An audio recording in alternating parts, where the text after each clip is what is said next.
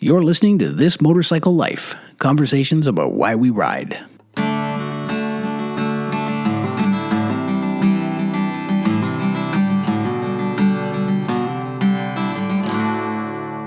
Episode 17, Common Ground. I'm Bruce Philp. Thanks for listening. Well, I know it's been a little longer than usual since my last episode, and I'm sorry about that. I've been away. But if it's any consolation, I brought something back with me. It's a story about the kind of place that some of us have in our riding lives, and maybe more of us wish we had. About how a place like that was almost lost one terrible night, and maybe about how sometimes riding really is about the destination. We'll get to that shortly, but first, some thank yous. As always, I want to acknowledge the support and encouragement of my friends at Eat Sleep Ride. The stories in these podcasts are about riders like you and me, and the Eat Sleep Ride app is a great way to meet them. I use mine to track my rides, discover new roads, and connect with other riders, and all of that is free. But you can also upgrade the app to add a crash detection technology called CrashLight. I don't ride without it. You can download the ESR app from the App Store or Google Play, and it might just become your favorite accessory.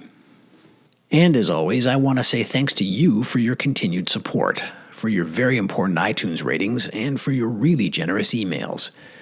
I thought a lot about the notes I get from listeners as I was preparing this episode, about how willing people are to share their stories, about how kind they are, and about what a diverse community motorcycling really is.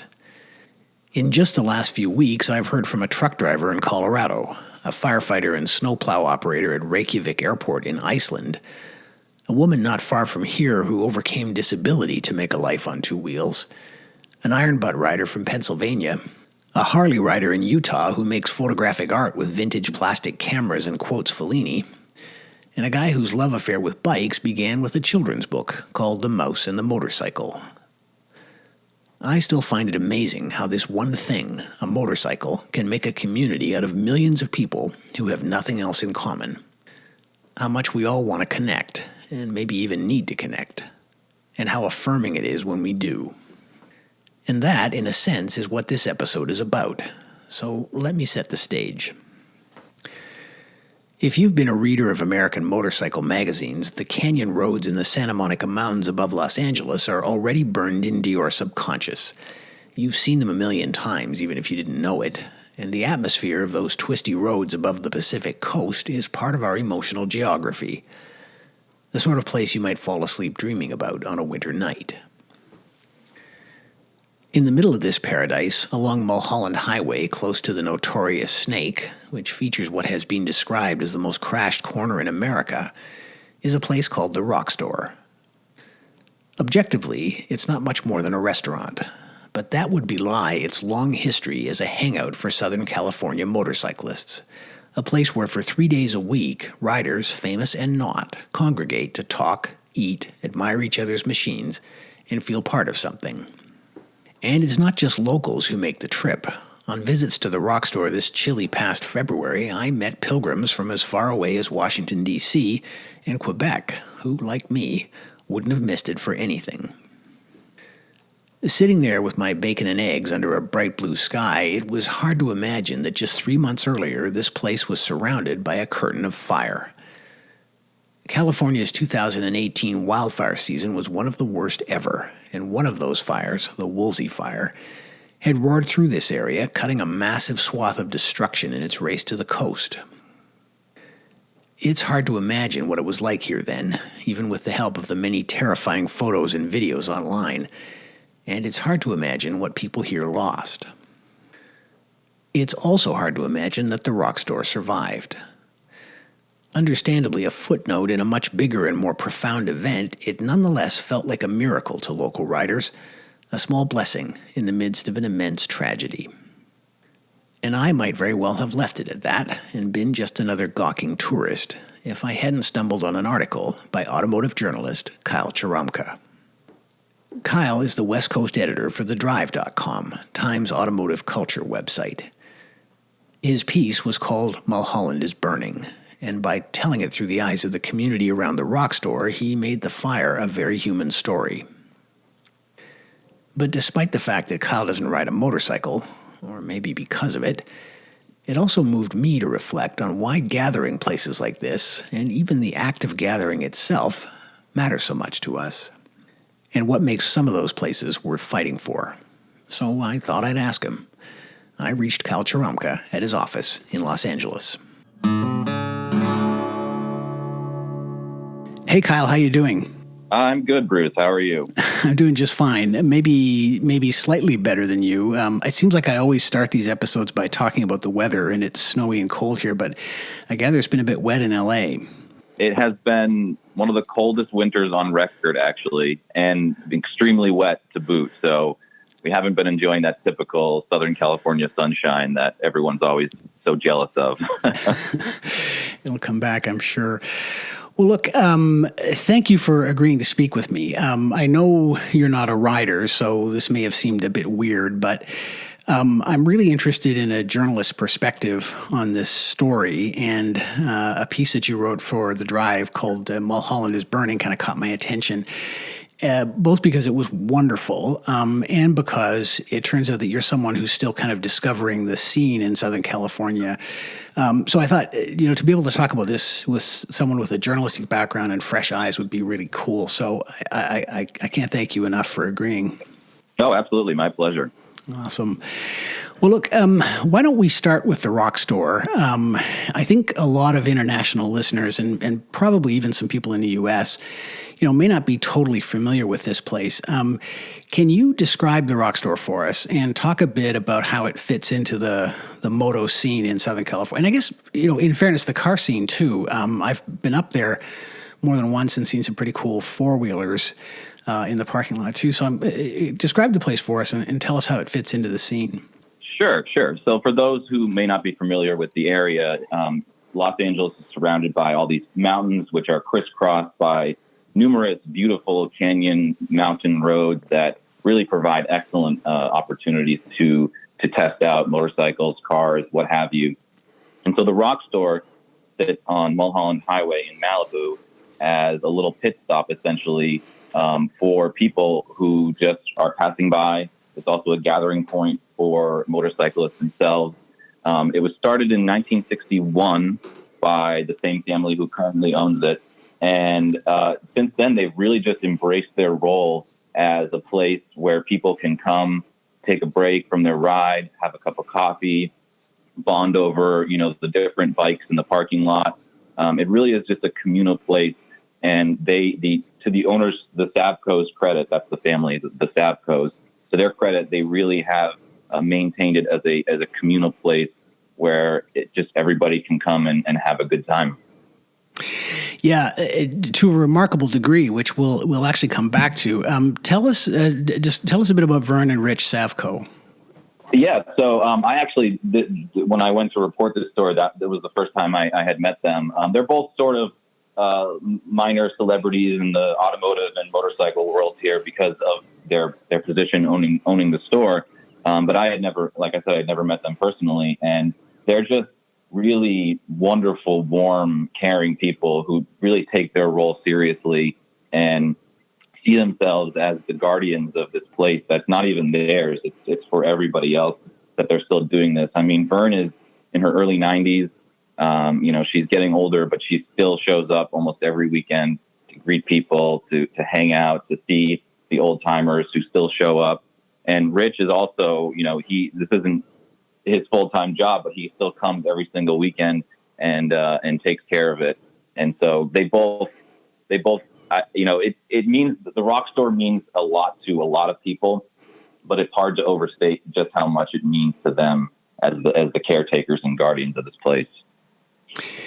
Yeah, that's my impression. I contacted him, Rich, as part of my interest in this story as well, and I didn't hear back. And usually, my reaction to that is to kind of try one or two more times. And I went up there one morning to have breakfast and kind of get a feel for the place, and laid eyes on him for the first time. And the impression I got off of him was that he was so nice and so kind and so real that I couldn't bring myself to bug him anymore.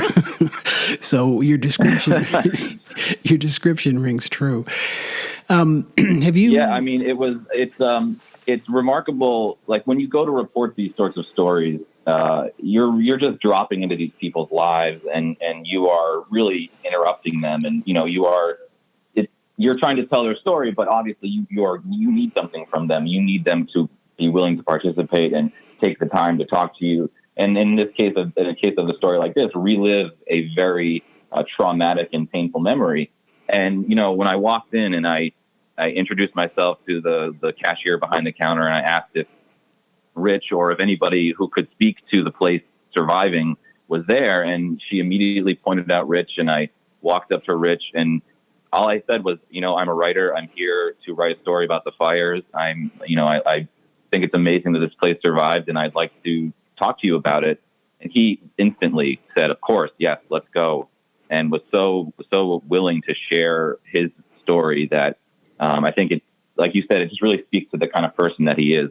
Yeah. Yeah. So you've obviously hung out there a little bit at the least in order to write this story and maybe some more. How, from your point of view, would you describe the crowd and the vibe there? Yeah, it's a really interesting place. I've driven past it a number of times. It is more of a motorcycle place. And so just out of deference to the community there, I try not to take up a parking spot with, a car when 3 or 4 bikes can fit there, because it gets pretty crowded on the weekend. Yeah. Yeah, so the place is a very, very open, very welcoming. When you get car guys, bike guys together, that, people can butt heads sometimes. There can be some, one-upsmanship or side eyes, but everybody there, I think I used this line in the piece, but it gives you a sense of this feeling that, this is how people used to interact. This is how people used to get along. And, I don't even know if that's true or not, if it's all just sort of rose-colored glasses, but, seeing a parking lot where all these different subgroups of bikers, people riding Harleys, people riding sport bikes, people riding crazy, expensive custom rigs, seeing them all lined up, parked next to each other, and then seeing the owners themselves talking, standing there, having a good time. It's inspiring. It's inspiring to see that sort of community still hold strong in an age where it doesn't seem like that happens that often anymore. Yeah, I think that's a great observation. I mean, I don't know about the past, but, motorcycling, has a very tribal side, and, it also has a kind of ecumenical side, but it definitely has a tribal side. And those things seem to be suspended there. Now, I haven't been there in the middle of the summer, but what you describe is consistent with what I've experienced. We might come back to this, but I'll ask it now anyway. So you quote Vern Savko as saying that if you didn't come to the Rockstar with a friend, you would leave with one. And I have to say, to my amazement, this is absolutely true. So I tend to be a pathological wallflower. Even these interviews stress me out. I'm a pretty, and yet each time I've been there, someone has struck up a conversation with me, and it has been a long, personal, look you in the eye conversation. And for me, that's amazing. And so what do you think makes people or allows people or inspires people to act like that there? Well, I think part of it is the isolation. There's no service, there's no cell phone service at the Rockstar, which is a blessing in many ways. But I think it also lends itself to sort of being in the moment and just looking at what's in front of you, the person that's in front of you, and just interacting with them in a way that we don't feel we have the space to maybe in our real lives. And so, further, you get up there on the weekend and people are just there to have a good time, and they're not there to have a good time at the expense of others, which I think is, also not that common anymore. Right. And so everybody just sort of, understands that is the vibe and that is the goal of the place.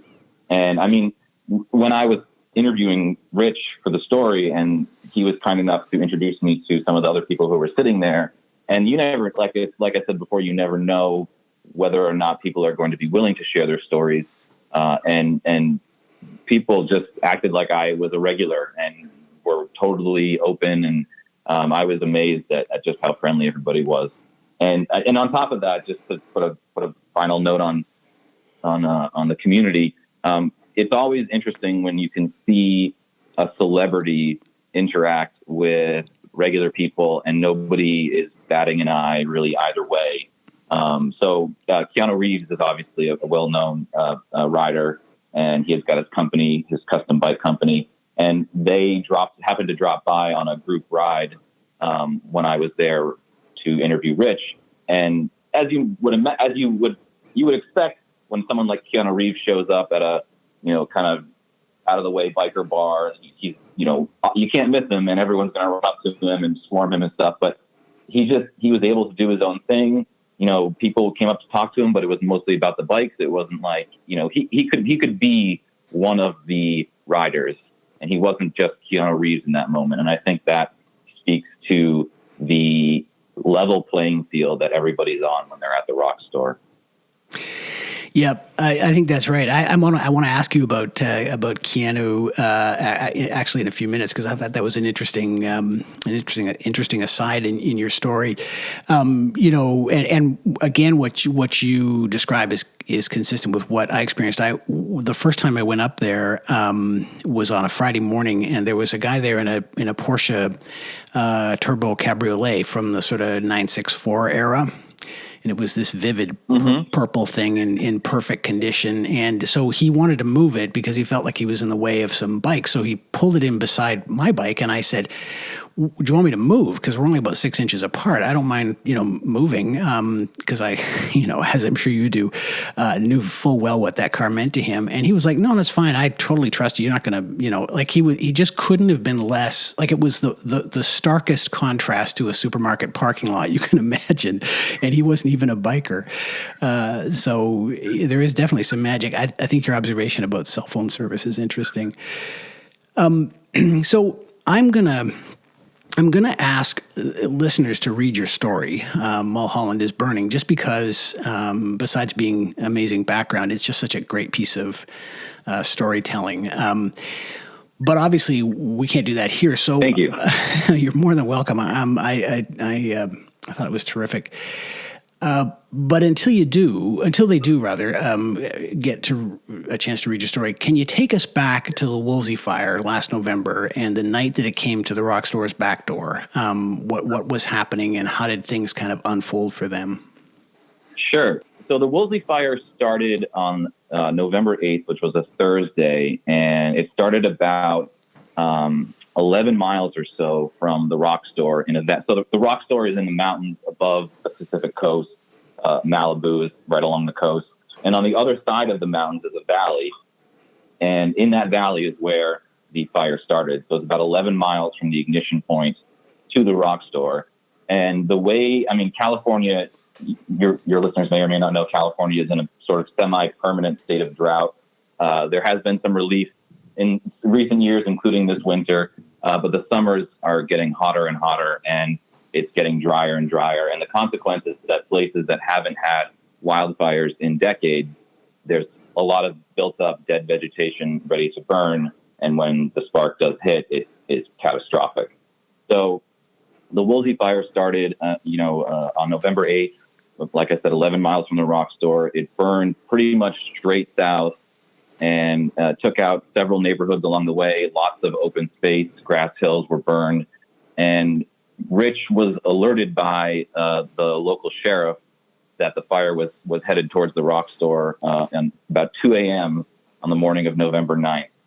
And he immediately jumped in his car, ran up, tried to get up there as fast as he could. It took hours because the roads were already being closed as the authorities were trying to limit access to the path of the fire. And all he could do when he showed up was just grab a hose and start spraying things down, because that's really all you can do. I mean, this place is up in the mountains. It's a very rural area. It's not like there's fire hydrants or fire lines that authorities can use to protect places. He was really on his own up there. And soon after he arrived, the fire did as well, because there's no stopping a wildfire in that situation. And he did what he could with a hose, and he wet things down. And as soon as, the fire really arrived and the heat was unbearable and the smoke was choking, And finally, a fire commander drove by and told him that he had to leave right now. And so he did. And he fully expected, it was really powerful hearing him talk about this.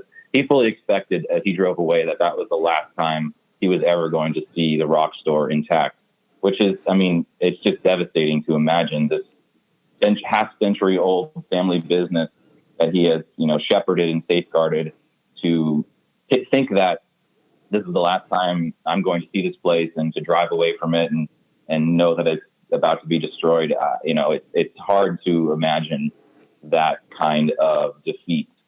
And again, it's a credit to Rich that he was willing to go back to that moment and share that with me. Mm-hmm. So he was there. He was there probably, I think it was probably about maybe 2 hours or so early in the morning on November 9th, just trying to get everything as wet as possible before the fire swept through. Because the real danger with a lot of these fires, especially in Southern California, is the wind-driven embers. So the fire itself, there's a front line of fire that burns, and that's very destructive. But when the wind picks up the embers off the top of the flames and shoots them, those embers can travel, anywhere from a mile to land on whatever, and will start burning spot fires, and then those fires will merge with the fire. It creates this horrible feedback loop. And so the protecting the building from the flying embers was really his primary mission, and he had to leave when he had to leave, and he thought that was it, pretty much. But it wasn't. How soon was he allowed back to see what had happened? Right. So Rich followed the fire commander back down to the coast, to the relative safety of Malibu, which hadn't burned at that point. So the rock store is about 5 miles above the coast, maybe a little less. So Rich went down to the coast. He took shelter at a friend's house down right along the beach.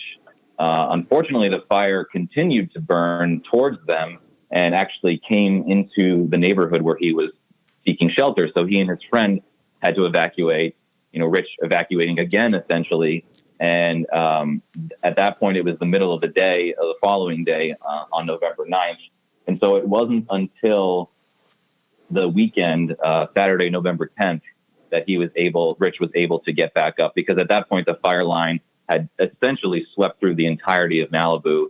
And when I say the fire line sweeping through an area, it's easy to imagine just like a giant eraser, just erasing houses and vegetation. And it does look like that in places, but also the fire can jump, it can hop, it can hold back in random places and surge forward in others. So it's not an even burn line, and it's not like a house that is on the burned side of it. A house could still be standing because the fire could have just randomly circumnavigated it. Right. So, the rock store being in the burn zone, Rich was pretty convinced that the store had been destroyed, because it seemed impossible that it would have survived. But it did survive. It has survived other wildfires in the past. This area is not immune to them.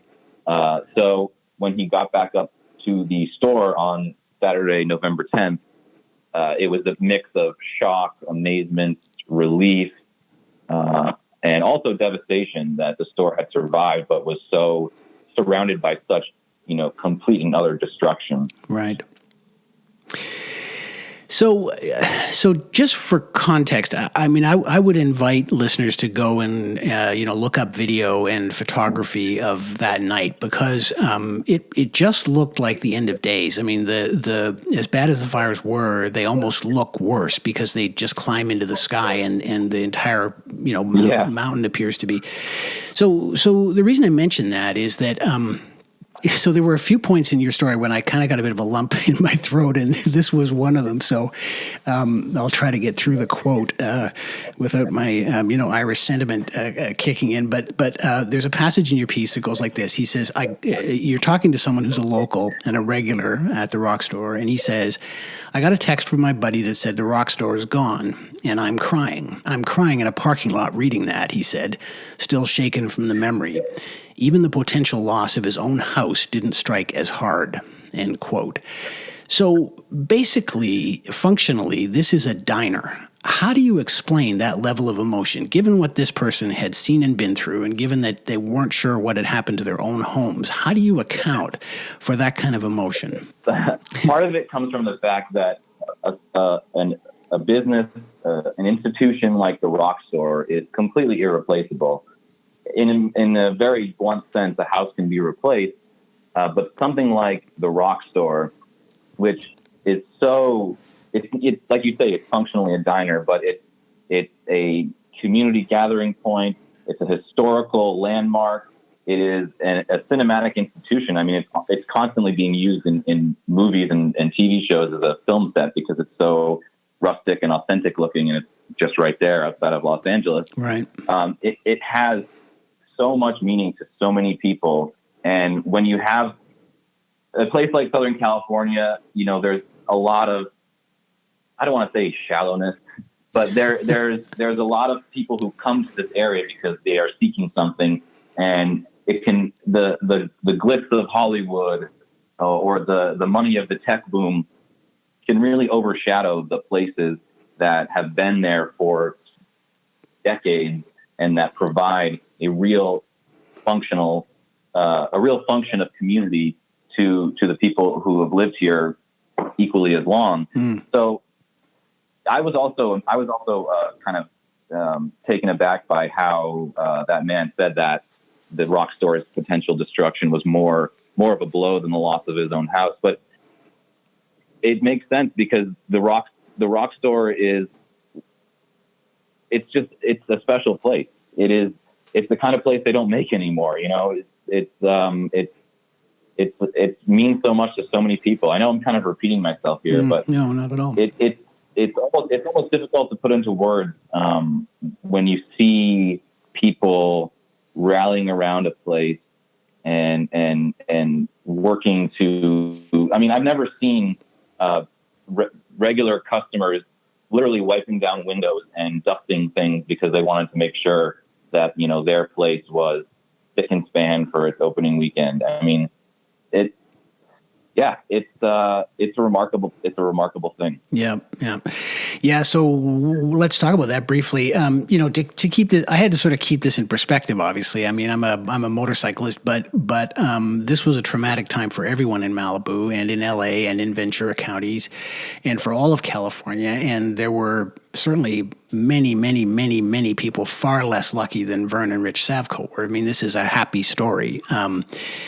For me, it got more focused on the motorcycling community, in a sense, in the aftermath, and the way people responded to what had happened and what had not happened. Can you talk a bit more about how things went when the smoke cleared? Yeah. So, the real gut punch about these fires is that once the smoke does clear, it's not the end of the work, especially with spot fires. So when a fire burns through, it can leave little tiny hot spots that are just literally embers sitting there, maybe covered in a pile of ash. Maybe they're exposed to the wind. But either way, they can sit there for days, and all it takes is one single wind gust to grab it, give it enough oxygen to flare up again, and you've got a fire on your hands. So Rich was telling me that he got back up there. The fire had burned through. It wasn't like he was in immediate danger, but there was literally no rest. He and the few neighbors who had stayed or came back early like he did, literally had to form their own 24-hour fire patrols to literally on foot walk up and down the highway and put out spot fires to prevent fire from coming back up and potentially threatening the store once again. So there was that. There was all of the cleanup that had to be done. I write in the piece how the roof was damaged. All of the outdoor tabletops had exploded, the glass from the heat. There was ash covering almost every square inch of the property. It was really a lot of work to be done. And Rich was all by himself. I mean, what he had managed to get in because he didn't really leave the area, but no one else could get in. I mean, Vern told me she was really, really anxious to get up there, and obviously the authorities guarding the access road were not letting anybody in. And so with Rich up there by himself, he really just did what he could to bring it back. And And to his credit, he did an amazing job. I mean, he did have help, like you say, from the regulars and from the neighbors. But in those first few weeks, it was really just Rich and the few people who had stayed around that area who were, getting it done. And Rich also, I also write in the piece that he had fridges full of food that there was no power. And so the food was going to be spoiled. And so he was making dinners for all the firefighters who were passing by. He was, starting a campfire in the parking lot every night so people could come by and get warm because, again, no heat, no power. It was really a communal. The Rock Store, like I said before, it's a communal place, and it shouldn't have taken a disaster like this to showcase that. But it just goes to show that soul of the place is unstoppable. Like that aspect of it, the community aspect will shine through no matter what is going on around it. Yeah, clearly. And did you have a sense that that this continued when the bikers came back, or no? Oh yeah, I mean, so the day that I was there, which was December 9th, I think, it was essentially 1 month after the fire, and that day was the first day that the store was open for business again. And so there's a small crew of regulars there who really, they've earned their keep, they've earned their place at the front booth. And so I saw them as I was there interviewing Rich. I saw them. Actually, I feel kind of bad because I was out there on the back patio talking to Rich. We were going through his story, very emotional experience. And meanwhile, one of the guys is walking around us the entire time with a roll of paper towels and a spray bottle. He's spraying stuff down, wiping stuff down.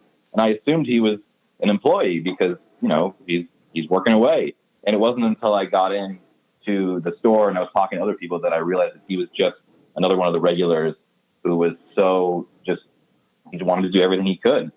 And I think, I don't think I saw him stop cleaning in the 3 hours I was there. He was wiping something down or dusting something the entire time. He had his daughter rolling up silverware, napkin, little packets. It's just like you don't see that sort of personal attachment in action that often, and it was really remarkable to watch. Yeah, I'm sure that's the case, and to see the place now, you would hardly know that anything had happened. You mentioned that that shortly after all this, Keanu Reeves had organized a ride with Arch motorcycles that stopped at the Rock Store, and my understanding is that the conditions for motorcycling weren't that great for many weeks after the fire. So I have to assume that he was motivated, at least partly, by a desire to go to the Rock Store, and it got me interested in this question of why celebrities. Well, I'm kind of interested in your take on celebrities in the Rock Store. Clearly, it's a big part of Rock Store culture. There's photographs all over the inside of the place. I've always been curious as to why so many in Hollywood ride. What do you think is the connection there? Why do they love it? Because I think they do. So it is an interesting question. There's something to be said for the way that these places provide the celebrities an opportunity to sort of hide in plain sight, if you will, because I like I said at the beginning, it wasn't like he was mobbed with people coming up to him as he got off his bike. He was just there hanging out for the half an hour or so that he was in the parking lot chatting with motorcycle fans about his bike. And so it's like that sort of normal person interaction. People like Keanu are not going to have that almost anywhere else except the Rock Store. And so I think they're driven to seek that out because he doesn't have to go there, right? He could ride anywhere, right? And be completely private and have nobody bother him. But he chose specifically to go to the Rock Store because it is a place where he can just be another biker and be another rider and not be, Keanu. And I believe that is the case because the analog in the car world would be sort of Jay Leno. There's another famous diner on Angeles Crest Highway, which is another well-known mountain road here in LA, and it's called Newcomb's Ranch. It's kind of like the car version of the Rock Store. It's a diner in the middle of the mountains. There's no cell service. It's kind of a gathering spot for gearheads and for car guys who show up every weekend and show off their stuff. And Jay Leno is a frequent flyer there. Jay Leno obviously does not have to be driving up to Newcomb's, and he can rent out a track and go nuts in all of his cars in peace and private if he wants to. But he obviously sees value in interacting with people and enjoys talking about cars on a person-to-person basis and not being always Jay Leno. He's just another guy in the Newcomb's parking lot, like Keanu is just another guy in the Rock Store parking lot. And I think that he really values that. And when I didn't bother Keanu because I wanted to let him have his piece. It probably would have made a good interview for the story, but I was happy to let him, just live his moment there. But Rich was telling me that Keanu is there once a month at least, generally, and so it clearly is an important spot for him. Yeah. Yeah, that is obviously my impression, because you hear all the time that he's there, and I think there are more than one photograph of him on the wall. But he's certainly far from the only one. There's the list of people who ride, and I've mentioned this on other episodes. It's kind of an obsession. The list of people who ride, who are actors and artists of one kind or another, is remarkable. It's like statistically way off the charts, and I've always been curious as to what attracts them. And maybe you've put your finger on it. Maybe there's something about this culture that just lets them be themselves. And the Rock Store is a sort of an awesome place to do that. So interesting. Yeah, I also think it's the freedom of riding, because people notice a flashy car, they notice a very expensive car. I think a bike, even riders will obviously know what they're looking at, but the general public, when they see a bike, they generally don't know much beyond, that one looks like a sport bike, or that one looks like a Harley. So you have that sort of built-in anonymity among the general public, and then you throw on a full-face helmet, full riding gear. A celebrity, you could be riding next to a celebrity for 10 miles and you wouldn't know it. Right. So I think that also has something to do with it. It gives them more of a freedom and more anonymity than getting behind the wheel of a Ferrari or a Lamborghini and going for a spin. Yeah. I think that's true. I think that idea of anonymity is probably a huge appeal. It's just interesting that we can find places where it's okay for them to take their helmets off, and they're primarily bikers. Or in other words, to put it another way, it's interesting that the Rock Store is bigger than Keanu Reeves, at least in that moment. So as a car guy and as a transplant from the East, what made you want to tell this story? So coming from the East Coast, where wildfires don't really exist, I had a sense of what, I've seen the news reports. I've lived here through the previous fire season. And I'm aware that wildfires happen.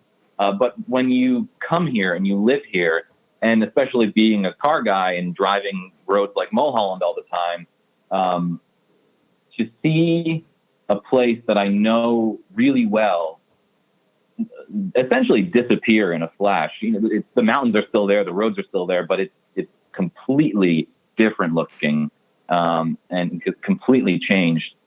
It really hit me in a way that I wasn't expecting at all. I just felt like there was a loss, that we all lost something that day and those days, and I really just wanted to find out what it was, and how deep that loss went, and whether or not it meant that things had truly changed up there. And so I wasn't sure what I was going to find I mean, I just drove up into the mountains because I was hoping to see it. It was kind of like, when you're LA, you can sort of see the mountains from most places. And I remember that morning, getting up and looking out my kitchen window and seeing the smoke plume looming over the horizon. And I knew what it was. And then throughout the days that followed, it was clear that, this was a horrible, devastating fire. And I was so fascinated and so horribly fascinated by what it looks like there. I needed to see it because I had been there in a place I knew, and I'd never had the experience of a place that I knew burning like that. Mm-hmm. And so when I got up there, it just really felt like I needed to explain to people why this was, such a tragedy in many ways. Because it's people from the East Coast or people who live elsewhere. It's easy to assume that, the fires are bad, but California burns. It's supposed to burn. It's part of the natural cycle. And yes, that's true.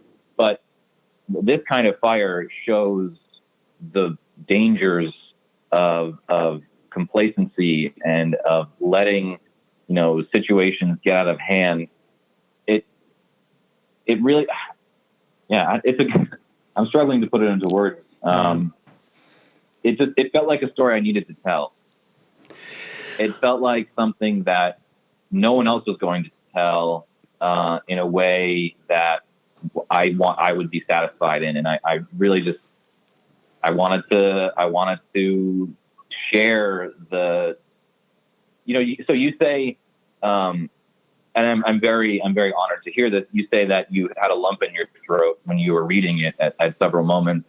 I would say that I was walking around that first week of the fire with a lump in my throat constantly. I was just thinking about it.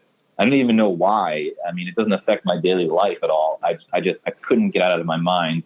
And what I wanted to do was sort of show that feeling to the readers and to deliver that moment of uncertainty and of potential loss and ultimately of hope that I felt so keenly in that first month. Mm-hmm. Yeah, that's beautifully put. And there's nothing like a human story like the Savcos to kind of make it real for people. Yeah. I mean, they're pretty ideal subjects. I mean, they have an amazing story. They're amazing people, and it goes without saying I couldn't have done the story without their help. Yeah, I'm sure. And, it's funny, you make the point in the article that, and I'll paraphrase here if you don't mind, that Malibu has a brand, and we think of it as a place where, rich people live in lavish, mansions and enjoy, the kind of life that we can only dream of. But there's a whole other Malibu that is older and more communitarian and full of real people and actual stakes that I think people who live as far away, as I do, might not be aware of until it's pointed out to us. And regardless of what lens you view the wildfires through, whether it's environmental or cultural or whatever, it's important to know that and remember it, I think. So I was up there last month, as I think I told you, and I was riding. I went riding in that area, and I was struck by how fast the landscape appeared to have begun to heal. On the east side of where the rock story is, apart from the melted bridge in Cornell, it doesn't really immediately hit you as post-apocalyptic. I think towards the west along Canaan Road, it still looks kind of like a moonscape. But generally speaking, it's surprisingly kind of green and there's a resilience in the landscape that makes it hard to believe in spots that this all happened 3 months ago. Obviously, there are going to be consequences for years to come. I'm not ignorant of that, but in a funny way, it's starting to be beautiful again. I wonder, whether that's if that's a tempting metaphor somehow. Is the community getting over this? Is it changed? Has the community around the rock store changed or gotten over it? What's your feeling in the aftermath? Yeah, I mean, it is, like you say, it is a tempting metaphor. In particular, I mean, I was there a month after the fire, and that it had rained. There maybe it was one or two rainstorms that had swept through in that time. Finally, a little too late to prevent this catastrophe, but the rains did come eventually. Mm-hmm. And there was already grass starting to grow on a lot of these scorched hills and desiccated, fields and meadows. Obviously, like you say, the damage in particular to things like the Western Town movie set, a lot of the national park land, that is going to take years and decades to recover. But it is kind of amazing how the land is it is built to burn. I mean, it's part of the natural cycle. And so the land is ready. When the vegetation burns, there's so much fertilizer essentially just released into the soil, and it grows, like you rarely see out here. It helps that we've had a really, really wet winter, and it has helped cover some of the damage. But it's remarkable when you go up there and see hills that were completely blackened about a month ago now are covered in, a fine layer of green grass. And it's beautiful up there. Again, I'll say it, it's beautiful. But yeah. The recovery is going to take a long time. It's easy to, picture once the smoke clears, once the ashes get swept away, people sort of have to put their lives back together and just sort of go on with this sense of, we got through that and we survived. And it also helps that the fire burns most of what is able to burn. The grass that's growing right now is not going to reach a stage where it's fuel for a fire for a number of years at least. Mm. So they're kind of safe. I mean, it's kind of like the danger has passed for now, and it's more of taking stock of what we still have, being appreciative of it, and doing what we can to enjoy it before the next sort of calamity strikes. Because, that's life. Things happen. You have to be ready for it, especially in a place like Southern California. But the rock store is not going anywhere. Even if it had burned, I can see Rich and the community working to rebuild it. It just doesn't seem like, it seems like there's way too much around it, wrapped up in it, riding on it for it to just disappear entirely, even in a monster wildfire. I think it's just too strong for that. And I will say, people were very happy, very thrilled. People were thrilled to see the rock store open when I was up there that Saturday. But most people who were there, people were talking about the fire. People were talking about, and again, this is 2 months ago, so it was it was more fresh then. But I imagine if you still went up there and talked to people today, you would still find a lot of people talking about the fire, what they lost, what they didn't, what survived, what didn't, what's changed, what hasn't. It's just become part of the fabric of life up there. And like I said, the rock store is not going anywhere. But this is definitely a somber moment for them, sort of reflecting on everything around them that's changed. And I think they're just glad to provide some form of constant community amongst all that. Yeah. Yeah, I think that's right. The first time I went up there this year was on a Friday morning, and it was February, so you don't expect much. And there were just a handful of people there, and you had the impression that these were people who came every week. And a lot of them were sort of older and seemed like they were friends of the Savcos. And there was this kind of there was this sort of tender sense of family, in the vibe. And, people didn't appear to be talking about the fires per se, but there was still that kind of carefulness.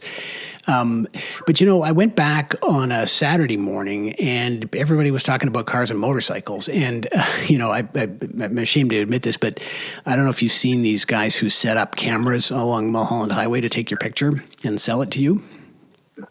Yeah, definitely, definitely. Yeah, so I went by one of these guys, and naturally, like a tourist, I went online afterwards to see if the picture was not too embarrassing, and so the pictures are posted online chronologically, and I couldn't believe there were pages. I mean, how many people were out that day on bikes? So the impression it left me with was that people are coming back, and with as much, and as you probably know, it's not easy to get there from the west side right now. That people are coming back. Is that your impression too? Do you feel like there's been a rush home?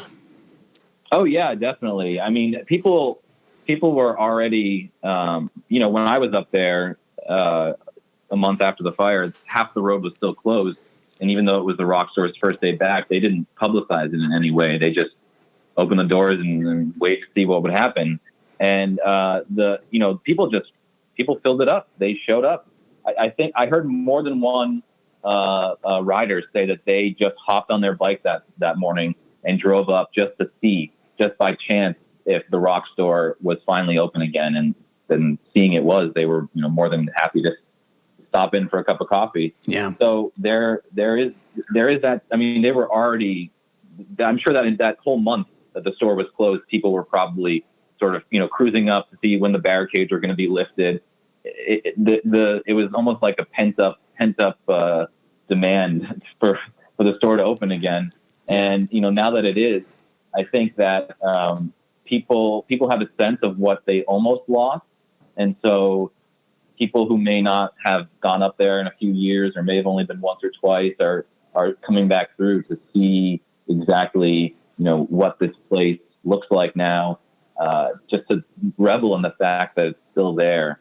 Yeah, it remains a strong draw for people. The road itself too. I mean, you can't overstate how that the Snake, that section of Mulholland, is important for a lot of people. And when it reopened, which I believe was the middle of December, end of December, I know that there was a convoy of motorcyclists ready to go, and so it's a place that people just can't seem to get enough of, and when you almost lose a place like that, it makes it that much more precious, I think. Yeah, a lesson we could all stand to learn about a few things.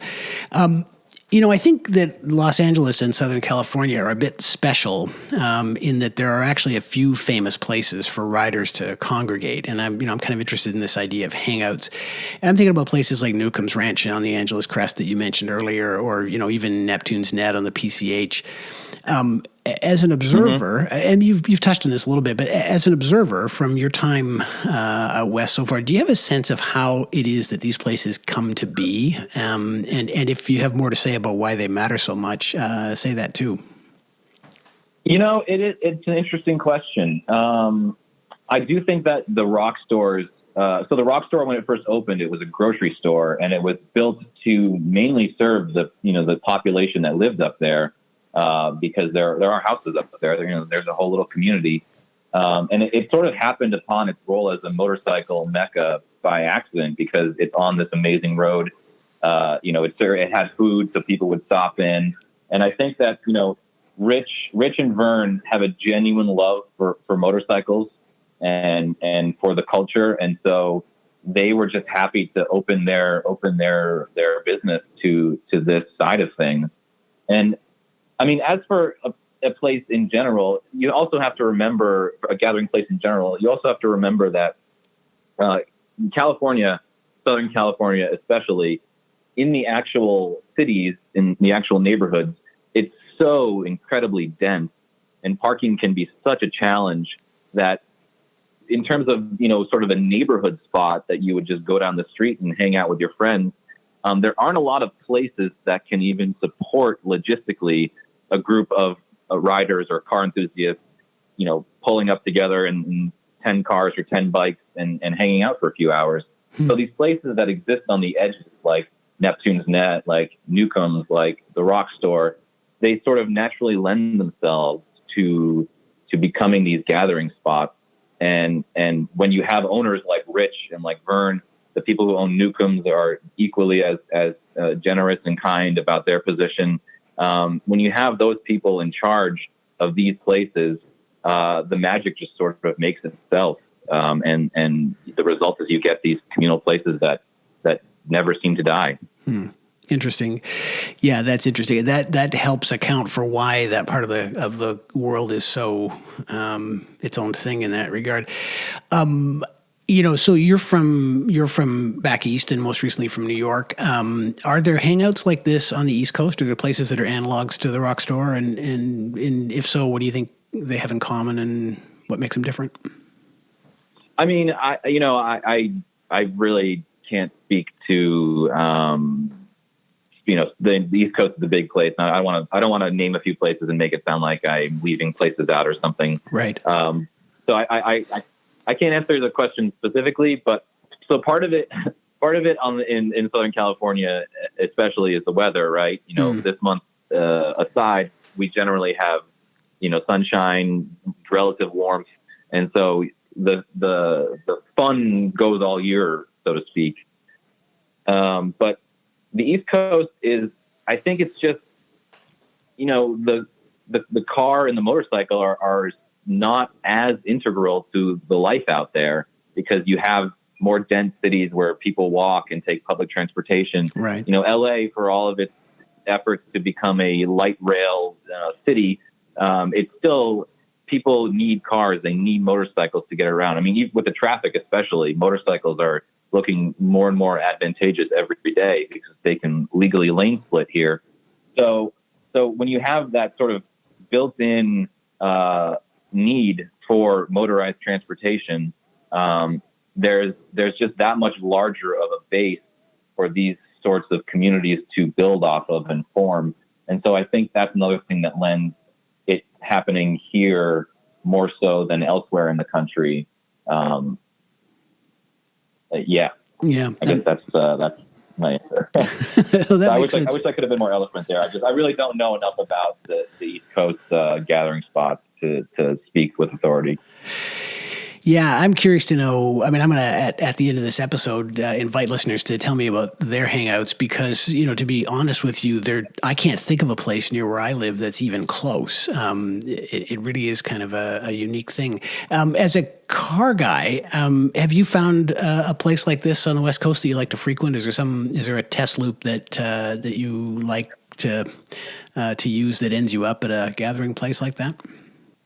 Yeah, I mean, I am a frequent. I don't know, he's a frequent flyer.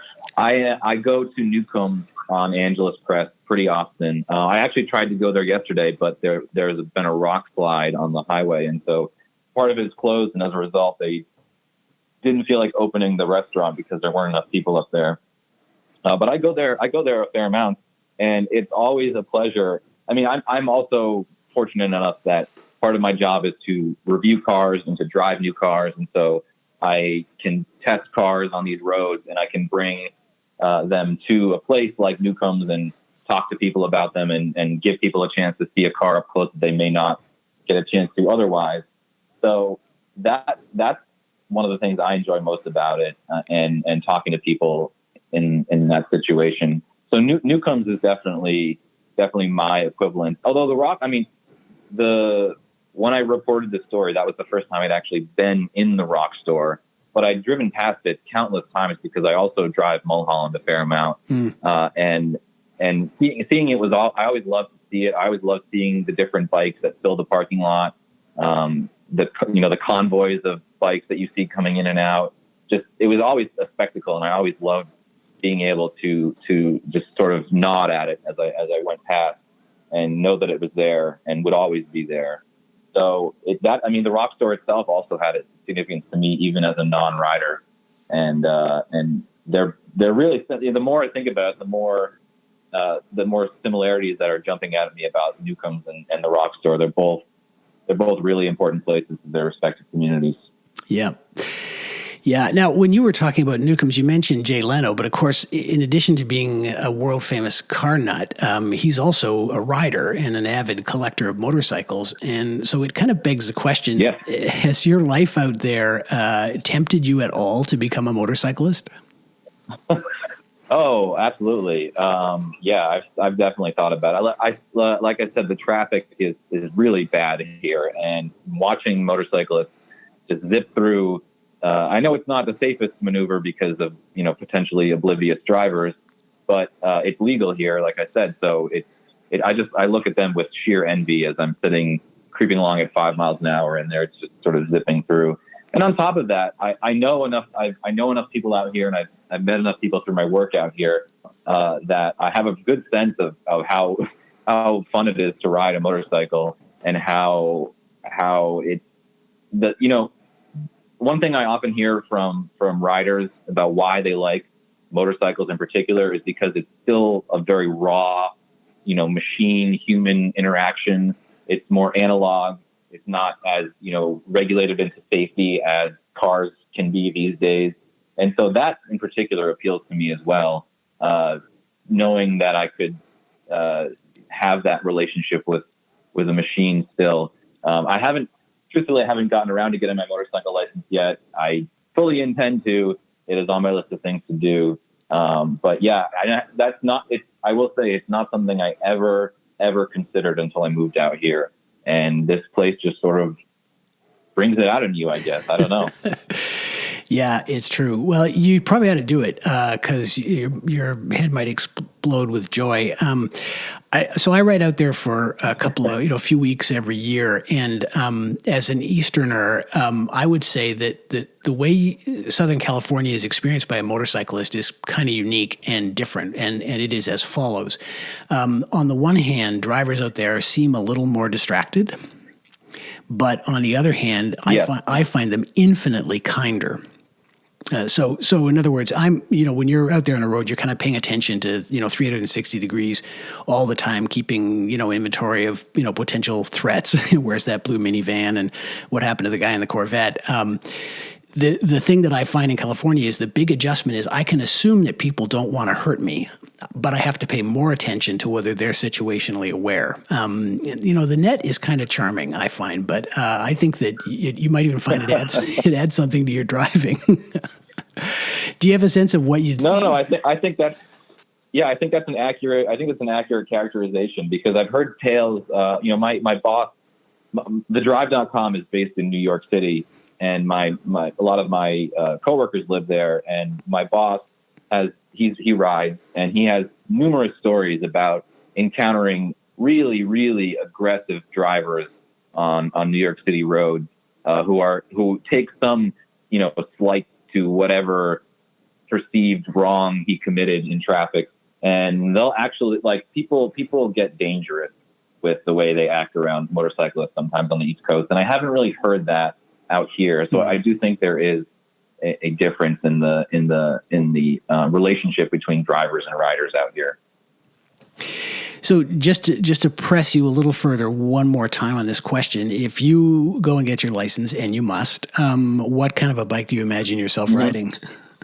The idea, I don't want to speak in specific models because I haven't done enough research to know, and I would rather have a strong opinion before I say something. Yeah. But I do know that an adventure bike really appeals to me.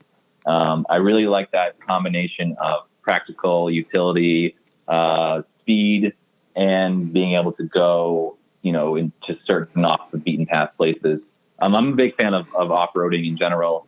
And so you sort of combine the usability of the street bike, the off-road ability of an off-road bike, the cargo capacity of something else. It all just kind of adds up to my ideal package if I were to pick one. Yeah, there's some pretty wonderful bikes in that category. I think you might find yourself quite pleased regardless of what you pick. Okay, so that's a plan. I'll be in touch next year and find out how it went, and maybe we can go for a ride together. I hope I don't disappoint. I doubt that. Look, Kyle, this has just been fantastic. I really appreciate your time, and I really appreciate you, frankly, letting me hitchhike on a great piece of storytelling. It's been great to meet you, and I've really enjoyed hearing the backstory on this institution. I'm looking forward to sharing it with my listeners. No, I mean, and thank you for seeing the story, for reading it, for understanding what I was trying to do, for your very kind words. And for bringing attention to what we're doing at thedrive.com. I mean, this is the kind of stories we like to tell. And I'm happy to share. Well, that's awesome. And you can be sure that there'll be a link in the show notes. It's, motorcyclists, I think the whole predicate of this show actually is that motorcyclists are at heart kind of philosophical and sentimental creatures. And I think I won't be the only one that was moved by how all that turned out. So stay safe out there, and I hope we'll get a chance to cross paths again. Thank you, Bruce. I'm sure we will. I have no doubt. Take care. All right, you too.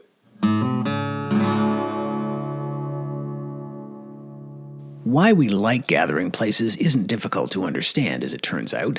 They give us a place to go, a chance to show off, maybe seek validation, see some bikes, and maybe even make some friends. And if you're not the kind of rider who needs that, there's still a lot to be said for the sense of belonging they give us, the feeling of being understood, the chance to let that part of ourselves off the leash in ways that wouldn't be easy elsewhere in our lives. But why gathering places like the Rock Store matter is a little more complicated. One of my favorite things about motorcycle culture is the ideal that we're all brothers and sisters in this. But that doesn't mean motorcycling doesn't have a tribal side. The truth is, it's rife with tribes that have gathered around certain brands or certain styles of bike, and there are always elements in those tribes that feel the need to distance themselves from what social scientists call the other. The temptation to stereotype is just as present in motorcycle culture as it is anywhere in life, and yet somehow we manage to hold it together. I think gathering places are a big part of the reason why. Unlike the little echo chambers on the internet, a place like the Rock Store or events like moto socials and bike shows thrust us all into the same physical space, where we see the people under the helmets, where it's harder to dwell on differences, where the joy each of us gets from doing this becomes our common ground. To the question of what was almost lost during that terrible night in November, I think that's the answer. That's what the Savcos fought to save. Without our sense of community, riding a motorcycle would be a more marginal, dangerous, and perhaps eventually obsolete pastime. And without the urge to gather and the places in which to do it, that sense of community would be nearly impossible to preserve. For me, visiting the Rock Store for the first time felt like coming home. And that seems like something worth fighting for, wherever that place is for you. Well, thanks for listening. I don't have a place like the Rock Store near where I live, or at least not that I know of, but I'd love to know if you do.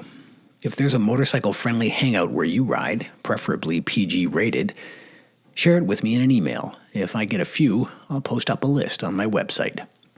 Speaking of which, you'll find show notes for this episode at thismotorcyclelife.com, including a link to Kyle Cheromcha's powerful story, Mulholland is Burning. That's also how you can reach me if you have questions, comments, or suggestions. Emailing me at thismotorcyclelife@gmail.com works too, and every email gets an answer.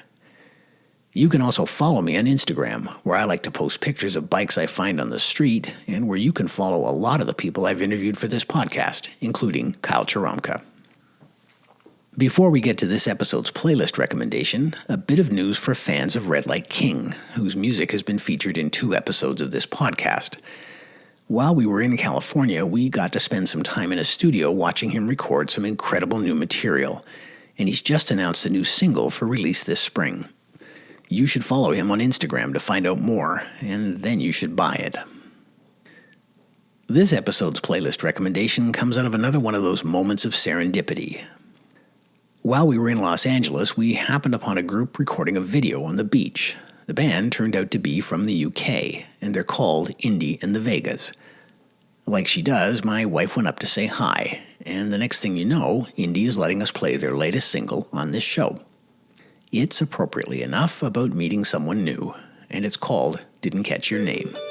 You can buy it wherever you like to get your music, and in the meantime, keep staying alive out there.